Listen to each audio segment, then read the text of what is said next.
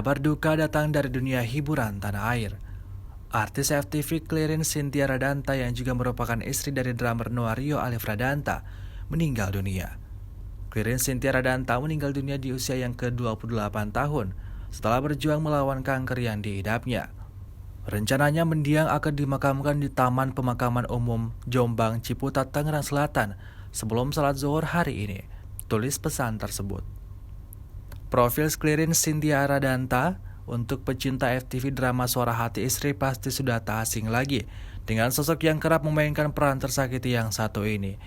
Clarence, dia adalah seorang aktris pendatang baru yang mengawali karirnya di industri hiburan dengan membintangi FTV di tahun 2016. Karakter pertama yang diperankan adalah remaja berkebutuhan khusus.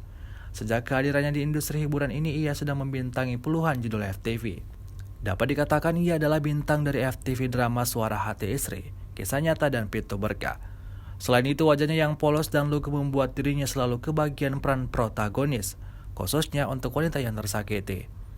Selain FTV, Clarence juga pernah bermain dalam sinetron berjudul Fitri pada tahun 2019 yang memerankan karakter Alia.